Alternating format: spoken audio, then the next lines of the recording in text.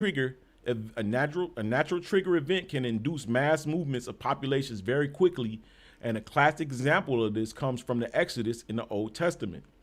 The Kolbrine manuscripts clearly states that the trigger, okay, this is the manuscripts, chapter 6, verse 19.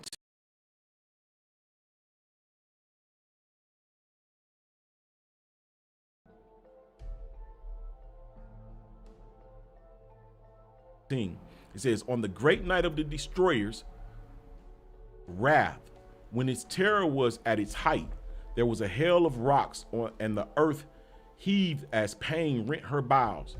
Gates, columns, and walls were consumed by fire, and the statues of gods were overthrown and broken.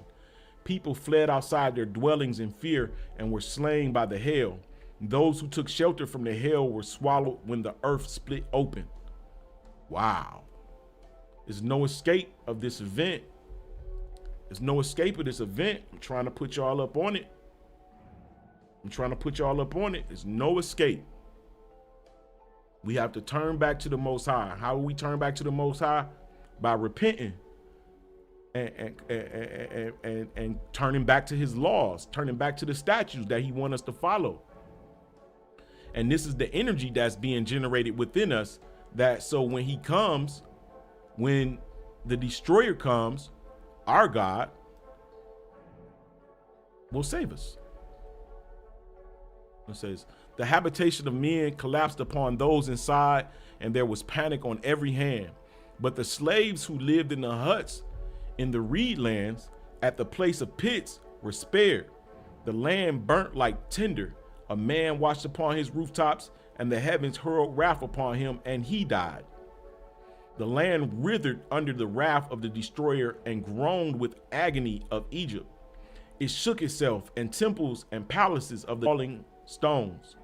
The children of princes were cast out into the streets, and those who were not cast out died within their abodes. There were 9 days of darkness and upheaval, while the tempest raged such as never had been known before. When it passed away, the brother buried brother throughout the land. Men rose up against those in authority and fled from the cities to dwell in tents in the outlands. Egypt lacked great men to deal with those times.